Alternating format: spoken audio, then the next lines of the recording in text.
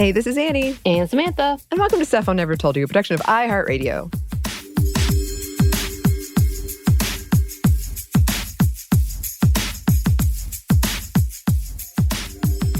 And it is time for another rendition of our SMNTY fiction, which is a once-a-month thing that we do, where we get to play around a little bit with some more audio effects, thanks to the amazing super producer Christina. And we both love fiction, and we both love horror, which is kind of what we've been doing pretty much. All the times. All the times, but totally understand if this is not your thing. And we only do it once a month, so, you know, you can check in, check out, whatever you like. But I have appreciated, thanks to the people who have written in and been like, oh, I love this, or I'm really enjoying this. That's nice to hear. Because this is a continuing story. I believe we are on chapter 3, and it is called Terminus, the depopulation event. So this is like a multi-chaptered thing that I wrote in 2010 for NaNoWriMo, National Novel Writing Month, and there's 2 sequels to it. We'll see if we ever get to those. But the subject matter is kind of intense. So the content warning for discussions around infertility, viruses, government control of people's bodies, end of the world type stuff, hunger, feeling like a failure as a mother, which, as I've said before, given what's going on right now, I know that might not be the thing you want to hear, but maybe you're like me and you like dive into that kind of stuff. And for some reason, it gives you some sort of relief. I don't know. So, I mean, it sounds sarcastic, but it is true. For me, I watch a lot of horror because it does kind of give me a stress relief. And some of it can be, like, I love The Last of Us, and The Last of Us is kind of eerily similar to a lot of the stuff that's happening now. So I'm being honest, but I also totally understand people who don't like that. Yes. And a quick recap, I would recommend going back and listening to the others. But essentially what has happened is there is this virus that has made it so that after you have penis and vaginal intercourse for the first time, you become infertile, and it has led to the decimation of the human population because a lot of times it doesn't work. People don't get pregnant, and that has led to these government organizations taking control of reproduction, and a lot of religious organizations and a lot of morality rising up, and something called the Board for Better Parenting decides whether or not you can keep your child if you have a child. And in this story, Tilda, the main character, has run away with her child and is trying to avoid being recaptured by these reproduction facilities and the government. And it is kind of a dire situation because there's not a lot of resources. She's being chased. She has a child, and she's got a lot of doubts about her ability, responsibility for this child, and whether or not she made the right decision in the best for this child. And it's becoming winter, and it's cold, and it's not good. So the winter is coming, Samantha. Winter is coming. That's what I've heard. Winter. I've heard that too. Did not end well. It's true. I have higher hopes for this, but you'll just have to see. So let's get into it, and we'll have a little bit to discuss after we read this fiction portion.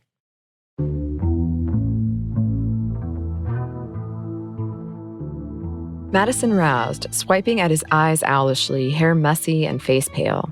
They clambered out of the car like fawns learning how to walk, unsteady and gangly, all knees and elbows. The child wrapped his arms around his midsection, the chill in the air bone deep.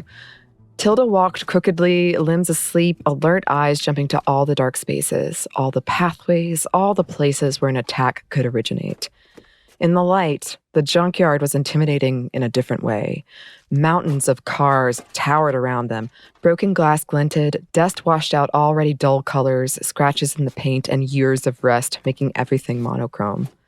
Twisted pieces of scrap metal scattered throughout the dirt gave the impression of a great war between machines, these remnants like claws or bits of skin frayed and torn away. Cars with doors ripped off, missing their hoods, mirrors hanging. Somehow it was forlorn, a melancholy note resonating in Tilda's bones, a testament of their history, of how many of humanity there had once been, a layer of sediment representing an age of life slowly, meticulously being covered by an era of death, gradual but sure, a band of color in our fossilized history soon forgotten. Who would be there to remember it? All signs of them would be eradicated eventually, she supposed. Even these cards would turn to dust someday. Frigid fingers grasped her own, and she pushed these thoughts away. With great effort, Tilda dredged up a small grin for him, but it faded like a ripple caused by a single drop of rain. He turned to face ahead, solemn, shoulders square, as though sensing the dangers that lie before them. The gate was open from where the enforcers had entered during the night, the lock hanging uselessly. Hand in hand, and with only the tiniest hesitation in step, Tilda and Madison passed through, both small and scrawny in stature, emerging from the mouth of some twisted metal boogeyman, the gaping fence like jaws. Hoods on threadbare coats still up, the cold clung to them like cloaks. Tilda's blonde hair fluttered out from the black fabric as they drew to a stop at the edge of the eroded, sludge-gray asphalt, flecked white and yellow lines long devoid of meaning. A sort of numbness washed over her as she stared, afraid of the road like she never had been before, not even when she ran into the roadblock.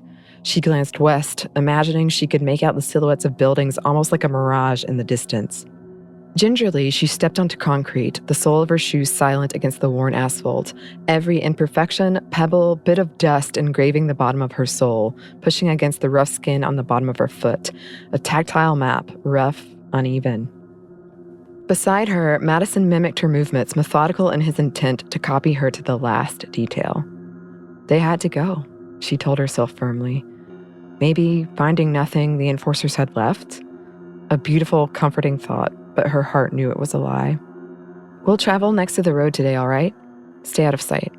Her voice sounded a trifle hopeless in her own ears, but Madison nodded dutifully. Together they crossed the road, wading through a river of asphalt, life-saving and damning, all at once. They reached the other side, time slowing with the weight of Tilda's decision, with the day that loomed, out of sight, unknown and deadly, but all that they had. The only way to cling to their ragged existence. Something buzzed in Tilda's ears, but it faded to nothingness as soon as she stepped off the asphalt and onto a bed of soft pine needles and wet leaves. Though she did not appreciate the dampness seeping through her shoes and into hole-ridden socks, it would help mask their arrival, the dew muffling the normal crackling of dry, dead leaves. There was a slight drop-off and a stream. Tilda climbed down, gesturing for Madison to wait, hopping over the quietly babbling water. She held her arms up and the child carefully jumped into them, a tiny giggle escaping him as she swung him down next to her. The expression of joy, as small as it was, sounded out of place and heavy in the tense atmosphere. Tilda studied the drop-off. It would provide them with some decent cover. She could feel Madison's eyes on her. Some of the crushing responsibility, and it was an odd word to use, but Tilda thought it was the right one, dissipated. She turned to observe him, a tiny, thin creature, faded denim barely held up by a too-big belt, worn gray trainers pulling away from the rubber, patched and frayed black jacket, hood up, pale face, with small features and huge eyes, mousy hair, a solemn pixie creature, a woeful, dark, angelic thing in miniature. Fumbling with her carrier bag, she pulled out a package of cracked peanut butter and cheddar crackers, offering them to him. He watched her, serious, reluctantly reaching up to take them. He put his hand over the crackers but did not take them from her. You need to eat too, he reminded her softly. She was barely managing to keep a wave of dizziness at bay, a hunger beyond cramps, beyond growling, a hunger that was part of her. Her whole being felt transparent, a shade of a real person. Even the emotion, the tender, ferocious love she usually felt when Madison gazed at her that way, expressing his love for her so openly, with so much trust and so much innocence, was only an echo under a shell of apathy. Whether erected in preparation for the danger ahead or due to lack of food, rest, and general wellness, she couldn't say. Probably all, but it didn't matter. I'll have one, she agreed, hoarse, tearing the plastic open for him, closing small hands around 5 while she took the last one. And then she heard a sound that jerked her out of her apathy, dread erupting inside her. Madison coughed. Her breath left her, what little color there was draining from her cheeks. He looked up at her, rubbing his mouth with the cuff of his sleeve, fear evident on his face. They both knew how deadly illness was out here. A scratch, a cold, could prove fatal. She sucked in a shaky breath, reaching out to place a hand on his forehead. Her hand was so cold, Tilda couldn't properly judge his temperature. Do you feel all right? A sniffle. Her heart stuttered. I'm fine. Cold, a little tired, and hungry. A big bite of cracker punctuated the sentence, emphasizing the final point. Tilda scrutinized him for a minute, wishing again that she could do what good mothers could, real mothers, and make him feel better. Fix things, make this right. Instead, she said, we'll get some food today, and some warmer clothes. She ruffled his brown hair, prompting a tiny quirk of the lips from the child. Maybe some medicine. All traces of a smile disappeared, replaced by a fatalistic expression. So we're going to go to the town? Across the river? Yes. She knelt in front of him. We have to. But we have to be careful. Stay quiet and stay out of sight. You understand? Those wide hazel eyes unnerved her, but she didn't look away. She could almost see thoughts forming inside those orbs. But those men, he started but broke off, coughing. Tilda rubbed his back, old doubts and insecurities about her ability to care for such a precious child roaring to life inside her. I know, but we have to. Madison jumped in. We could stay here, in the woods. There must be something, if we just kept going. Tilda rested her hand against his cheek, almost laughing aloud when he took a sober bite of the bright orange crackers, crumbs collecting at the corner of his mouth. We can't do that. It could be days before we find anything. I can keep going, Madison interjected with a hint of pleading. He was scared, Tilda realized. Of course he was, just like her. No, you can't. And I can't either. She paused, running a hand through his hair, trying to find the right thing to say, but in her exhaustion, only able to conjure overused platitudes. Sometimes we have to do things we don't want to do. And there's nothing we can do about it but do it. Putting it off will only make it worse. The words felt silly as they tumbled from her mouth, but they were all that she had. Madison looked down, revealing matted hair. She had hoped they'd be able to clean themselves up at the next place they stopped, but she didn't fancy trying to shower with enforcers prowling around, looking for them. A taut moment passed, vibrating in the air around them. Tilda stood. Eat your crackers. Madison did, slowly munching away as his mind digested her words, wrought with worry. Tilda took a bite of her own, the stale cracker magnificent to her deprived taste buds, her stomach seizing up in its enthusiasm. Madison coughed and sniffed as he ate, a black cloud over an already dark day.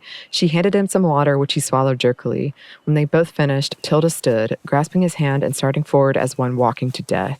Madison followed behind her.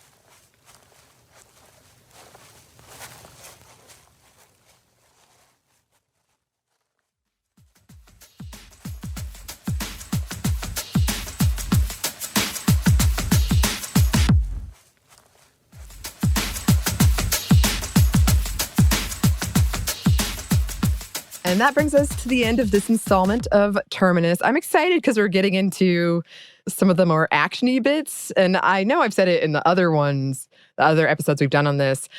This is very lightly edited. And I kind of wanted it that way because it's an examination almost of what was going on in my head when I was trying to deal with this trauma and why in the world did I write this story as someone who's never had a kid, never been pregnant. And that's something that I know you and I, Samantha, have wanted to come back and discuss because there's been a lot of recent examples and a history of examples of horror and related genres really using the idea of pregnancy and infertility and loss of child in this way, in this kind of like horror trope that we've seen a lot. And we've talked about motherhood specifically, but we haven't really honed in on that precisely. It is everywhere. And I know it's often not labeled and can be very traumatizing and triggering for people. So look forward to that episode. Shrug. I think it will be interesting. But yeah, in the meantime, as always, if there is something in the fiction realm that's like in the public domain that you'd like us to read, especially as we're now moving into the spooky seasons, which is all the time for Samantha and I, but just let us know, because these are fun to do and they're fun to hear what Christina does with them, because a lot of times we don't know until she sends it to us, and it's very, very cool. And I would love, any theories or thoughts you have on this, you can send them our way too. And yes, if you want to send any of those things to us, you can. Our email is stuffmediamomstuff@iheartmedia.com. You can find us on Twitter @momstuffpodcast or on Instagram @stuffOneNeverToldYou. Thanks as always to our super producer, Christina. Magic Maker. Yes. And thanks to you for listening. Stuff I've Never Told You is a production of iHeartRadio. For more podcasts from iHeartRadio, you can check out the iHeartRadio app, Apple Podcasts, or wherever you listen to your favorite shows.